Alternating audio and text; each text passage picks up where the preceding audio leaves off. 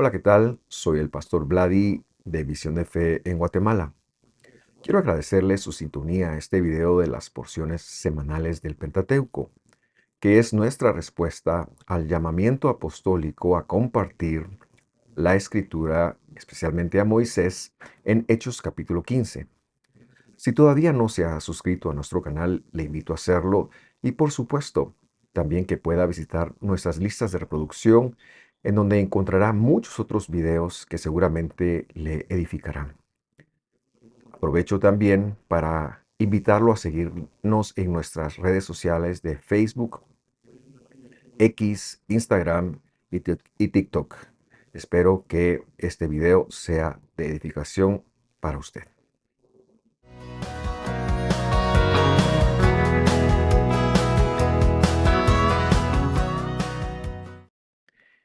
Como siempre, me da mucha alegría poder compartir desde el Pentateuco con cada uno de ustedes. Y es que, bueno, es importante cada cierto tiempo recordar el por qué hacemos nosotros las porciones del Pentateuco.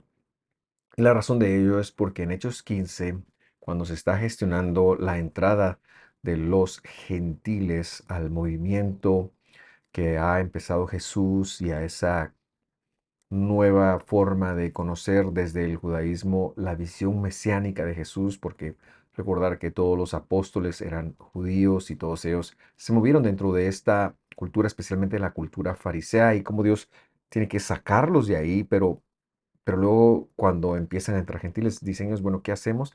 Hay que enseñarle acerca de Moisés porque es leído cada sábado, dice Hechos capítulo 15, y esa es la intención de nosotros ver como el manual de la vida creyente, el manual de la vida en Jesús, estas porciones.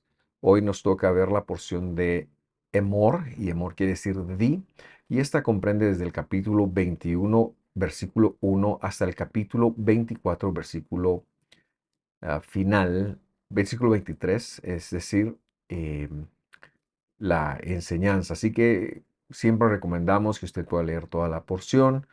Nosotros hoy queremos hablar del capítulo 22. Vamos a desarrollar el tema a partir de ahí, porque esta ya es nuestro tercer año haciendo estas porciones. Entonces, si usted busca en nuestros listados de reproducción en nuestro canal, va a encontrar ahí la narrativa o las lecciones de los primeros 2 años, habiendo empezado en el 2021. El año pasado, para hacer la introducción que siempre me gusta hacer, vimos el tema la perfección del sacerdocio desde esta porción y recordará usted que ellos no debían de inhabilitarse por muerto ni por mujer, ni tampoco estaba permitido el ingreso de personas con algunos defectos físicos. Todo esto, dijimos, era porque ellos representaban el sacerdocio que el Mesías un día iba a venir a ejercer, primero como ofrenda, pero luego que ejercería en los cielos a partir de su retorno al mundo espiritual. Si se hubiera permitido esto, entonces hubiera sido una profanación, explicábamos esa palabra, hoy la veremos nuevamente, que es hacer un espacio, que es hacer un hueco, un hoyo, dependiendo de cómo desde donde usted nos sintonice. En Guatemala es un hoyo, pero en Sudamérica es un hueco, es un espacio perforar en el continuum de Dios, ¿verdad? Y eso haría que él perdiera su continuidad. Y como ha dicho Apocalipsis, que también lo estamos estudiando, él es el primero y el de después. Ahora, con respecto al estudio que hoy queremos hacer, queremos tratar la definición de la santidad, definiendo la santidad. Y esto surge porque hay muchas personas que han puesto una propuesta de qué es la santidad, y lo que este servidor de ustedes quiere hacer es recordar que en primer lugar es una demanda divina y por lo tanto el monopolio de definirla le toca a Dios.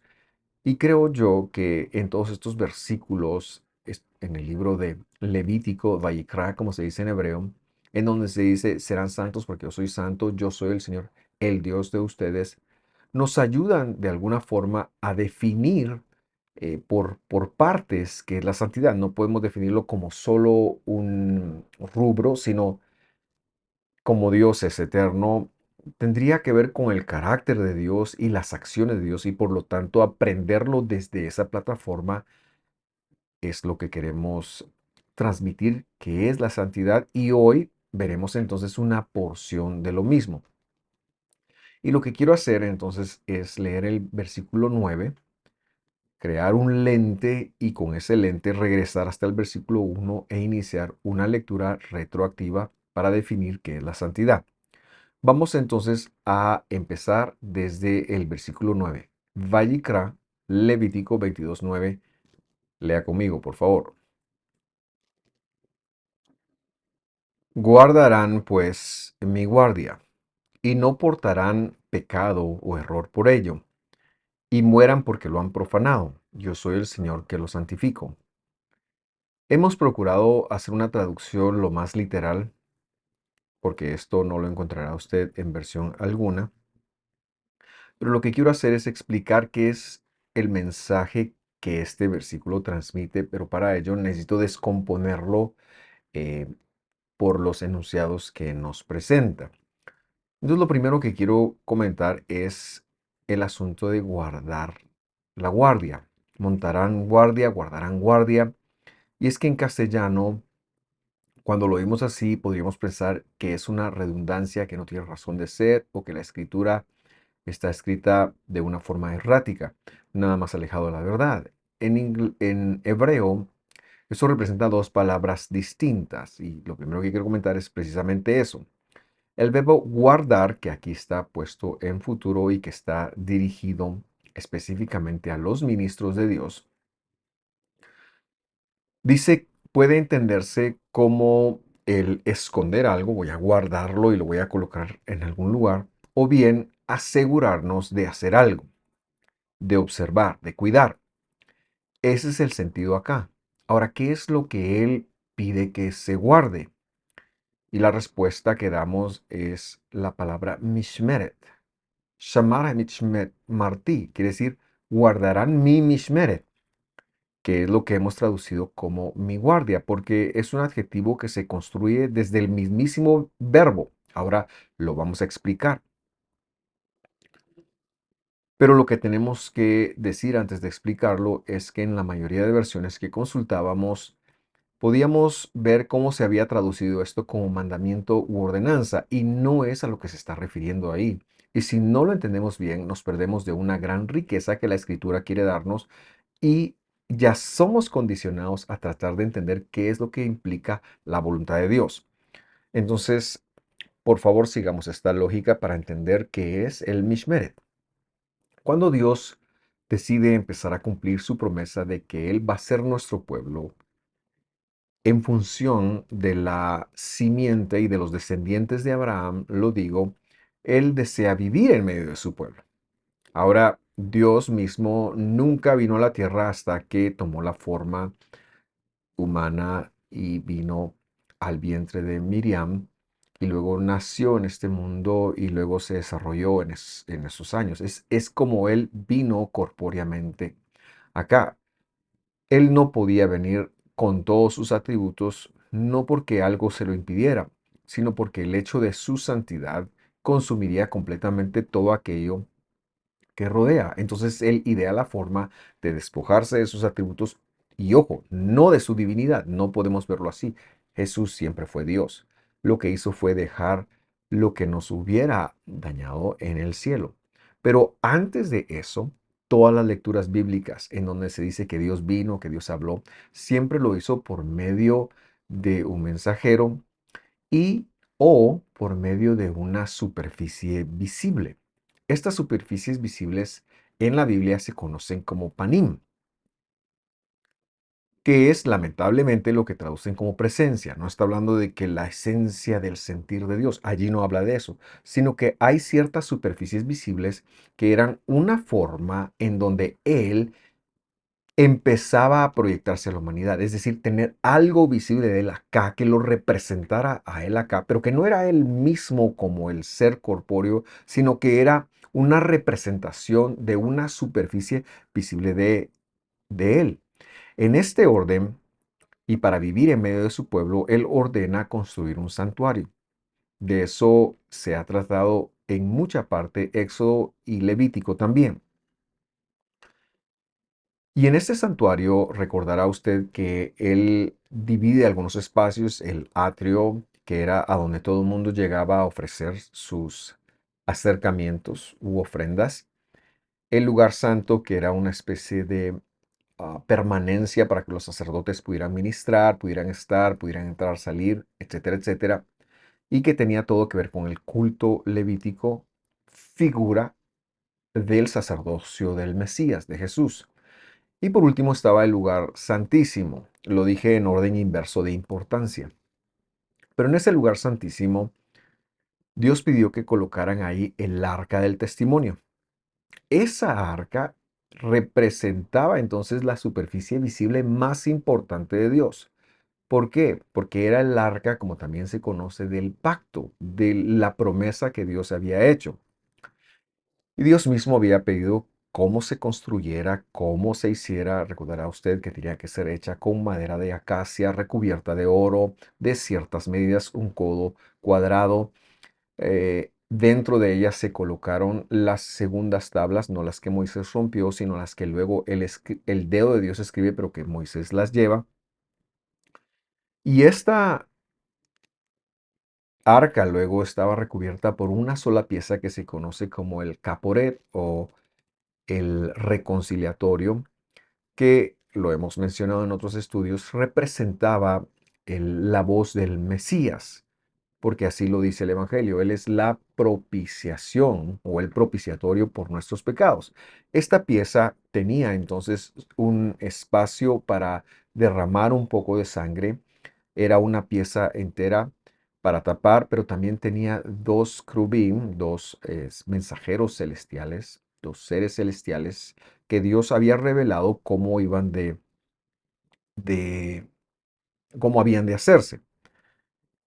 Alrededor de este espacio, de esta arca y del caporet o la tapadera del arca, Dios empieza entonces a hacer una especie de anillos de seguridad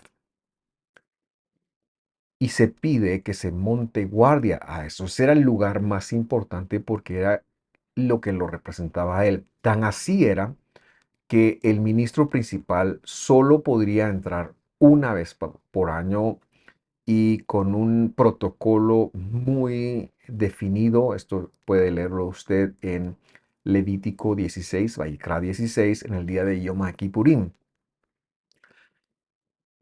Pero Dios empieza entonces a decir, esto hay que resguardarlo. En primer lugar, porque no podemos hacer profano lo santo. Lo que es santo es solo santo y no debe ser hecho profano. Profano sería darle un uso común a las cosas de Dios. Pero esto es tan distinguido y esto estaba reservado solamente para Dios y para que Moisés en ese tiempo temporal recibiera los mandamientos de Dios. Pero finalmente, al morir Moisés, esto quedaría exclusivo para el sacerdote principal o ministro principal una vez por año. Entonces, en primer lugar, tenía que ver con Dios y era el lugar más distinguido desde donde él empezaba a cumplir su promesa de vivir en medio de su pueblo. Pero en segundo lugar, también habría de montársele una guardia para protección del humano, para que el humano no entrara a querer profanarlo y de esta forma morir, algo que sí le ocurrió a los dos hijos mayores, Nadab y Abiú, de Aarón.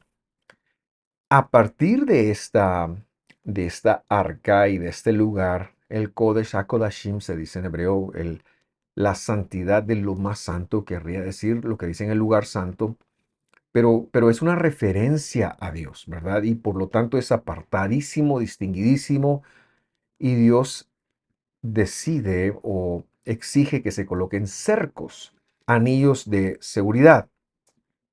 El primer anillo de seguridad era Moisés y era el orden que había que respetar. Moisés era el que tenía un acceso. Luego el ministro principal o sumo sacerdote una vez al año. Después de ese anillo de seguridad de él estaban los sacerdotes. Ellos no tenían acceso a él, pero sí que cuidaban que nadie más entrara a él. Después de eso estaban los levitas. Como usted ve, se empiezan a dar unos anillos de seguridad alrededor del mismo. Y este es el lente con el cual tenemos que leer cuando Dios habla a su pueblo y les dice, tomen estandarte y se van a agrupar por cuatro campamentos. Uno de ellos liderado por Judá, otro de ellos liderado por Rubén, otro por Efraín y otro por Dan. Y coloca a Dios estas 12 tribus representadas en cuatro grupos de tres alrededor del santuario para resguardar el lugar, para resguardar el espacio. Entonces, el guardarán mi Mishmeret lo que está diciendo es que ustedes van a respetar el orden en el cual yo decido revelarme y van a respetar mi escritura y van a respetar mi palabra, van a respetar todo lo que yo diga. Y entonces, desde Moisés, el ministro principal, la familia arónica, después de la familia arónica, las tres familias levíticas, luego las 12 tribus y luego los gentiles o cualquier otra persona que estuviera agregándose al pueblo. Lo que Dios está pidiendo es que se guarde.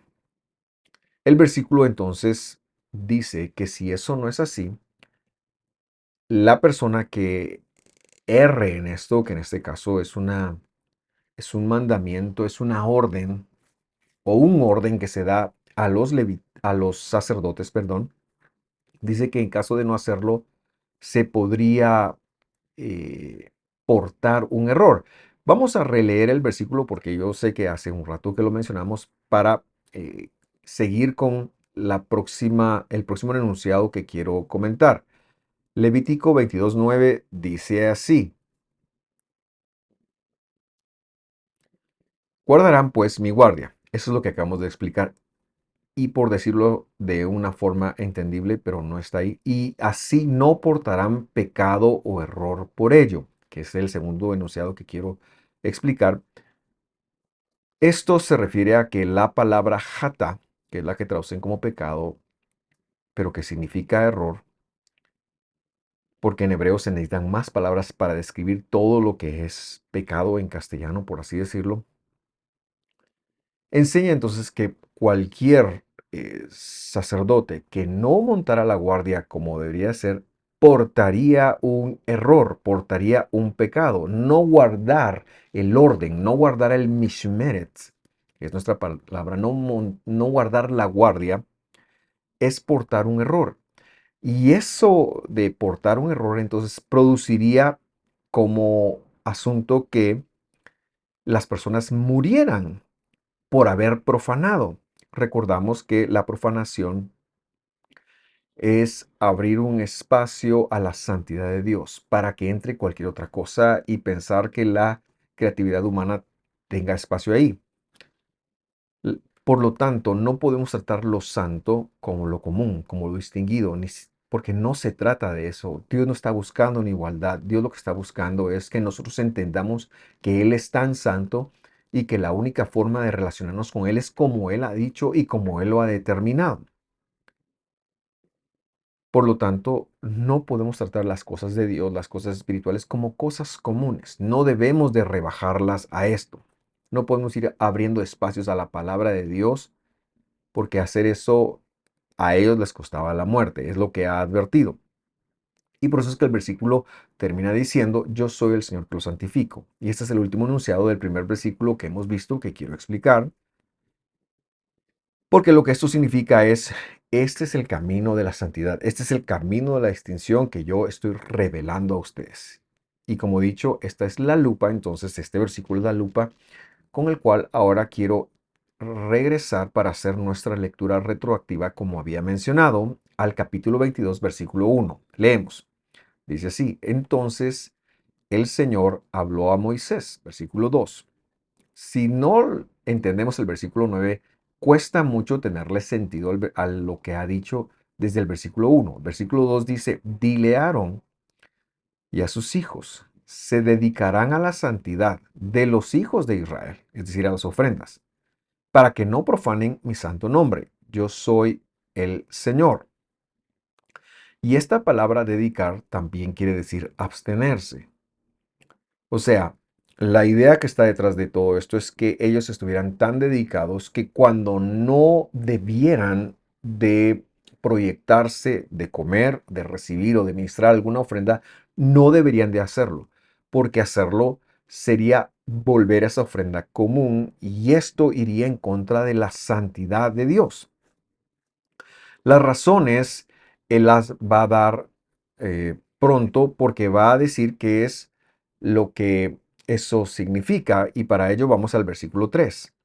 Diles, si alguien de entre sus descendientes, hablando de los sacerdotes, entre todas sus simientes o vertientes, se acerca a las cosas sagradas que los israelitas o que los hijos de Israel consagran, apartan. Este es el asunto principal acá, se refiere a las ofrendas que ellos traerían para obtener reconciliación, estando inhabilitado, la palabra ahí está esa persona será cortada de mi rostro. Yo soy el Señor.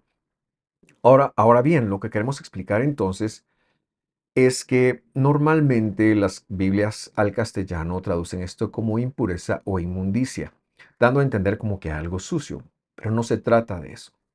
La idea que está detrás de esta palabra tamé es ser inhabilitado. Algunas veces hay ciertas ofensas, acciones, actitudes que harían que el sacerdote estuviera inhabilitado. Y para ello, dependiendo del tipo de inhabilitación, debía de bañarse y esperar a que acabara el día, o bien presentar una ofrenda de reconciliación, porque lo que queremos entender eh, es que, como hemos mencionado en otros estudios, y a veces da pena un poquito repetirlo, si usted es un constante acá, entenderá por qué, porque pensaríamos que lo hemos dicho muchas veces, pero el efecto que la desobediencia hacia Dios de parte del humano tuvo fue triple. El humano se rebeló contra Dios, en primer lugar. El humano entonces le dio lugar al errar, al no pegarle al blanco. Y entonces el errar es de humanos, pero eso no le quita la responsabilidad. Y por último, el humano se inhabilitó de tener un acceso a la presencia de Dios. Y muchas veces, si estamos inhabilitados, eso puede ser la razón por la cual no escuchamos respuesta a nuestras oraciones. Y dice aquí al sacerdote, estando inhabilitado, no debe de participar de las cosas sagradas, es decir, de las ofrendas, es decir, de la reconciliación, de esa mediación que debía de darse entre un sacerdote humano y una persona que llega a presentar una ofrenda. Recordamos que cuando una persona tenía alguno de estos tres elementos, buscaba al sacerdote, el sacerdote le decía, mira, la ofrenda que tienes que traer es la uno, la 2, la 4, la que sea. Esto está todo también delineado en Levíticos del 1 al 5.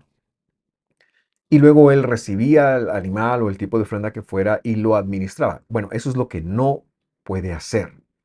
Porque si lo hace estando inhabilitado él mismo en algunos de estos pecados, entonces no podrá ejercer jamás el sacerdocio. De eso es lo que está hablando. Versículo 4. Dice, ningún varón de los descendientes de Aarón que sea zarúa. Recordamos que zarúa o tzaraat es una enfermedad cutánea, es una condición, enfermedad espiritual que viene de ciertos pecados. Se me ocurren, por ejemplo, la maledicencia, el orgullo, o que tenga flujo. Podrá comer, volviendo a nuestro versículo, de las cosas sagradas hasta que sea habilitado. Y si alguien toca alguna cosa contaminada por un cadáver, por ejemplo, o si un hombre tiene una emisión seminal, versículo 5. Si toca ciertos animales sherets, estos son los animales que se arrastran por la tierra, por los cuales se pueda contaminar, o a cualquier hombre que lo inhabilite, cualquiera que sea su inhabilitación. ¿Qué es lo que está diciendo? Nos está recordando que a este sacerdote no podía ministrar estando inhabilitado por ciertos pecados. No se, no sería efectivo. Esta es una cuestión de eficacia. Él no daría un buen consejo. No solo eso, sino que produciría para él un problema muy grande al verse entonces em, descalificado para siempre del sacerdote. ¿Por qué? Porque el sacerdote representaba la obra que el Mesías haría después de poner su vida, después de poner su cuello por nosotros, que es la obra que él sigue haciendo hoy, pero que él es un sacerdote perfecto que en las alturas sigue intercediendo por nosotros. Y entonces este sacerdote no podía mal representar estando inhabilitado. Recordamos también entonces que todas estas inhabilitaciones, por ejemplo, los flujos, están ya descritas. El Sarat, que era una enfermedad espiritual, no lepra, como han traducido, una condición que se producía por ciertos pecados que he mencionado, el toque de un cadáver. Todas estas cosas inhabilitaban a la persona de participar, de ministrar en las ofrendas. Y luego entonces llega al versículo 6 para decir, la persona que toque a cualquiera de estos quedará inhabilitada hasta el atardecer. No comerá de las cosas sagradas a menos que haya lavado su cuerpo con agua. Verso 7.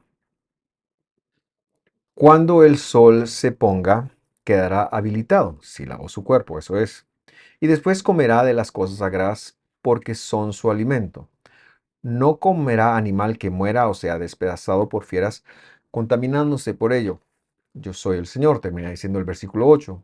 Entonces lo que queremos conectar es que hay un protocolo de inhabilitación que Dios sabe por qué se da y Dios sabe por qué ciertas cosas, ciertas emisiones y ciertos problemas, por ejemplo, la dieta también, son inhabilitantes para nosotros con respecto de su santidad. Y lo que no podemos pretender entonces es que estando inhabilitados de su santidad, querramos ser administradores de la santidad. Eso es faltarle el respeto a la santidad. El versículo 8, como terminábamos leyendo, decía que no puede comer animal que muera o que sea despedazado. Y aquí caen dos rubros.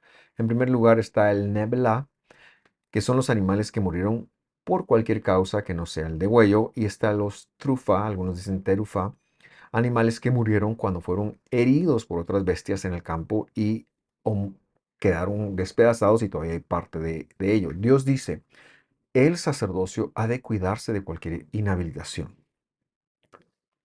Hay una lista de todo lo que inhabilita a las personas. Esto lo podemos leer en la Escritura, precisamente en este mismo libro.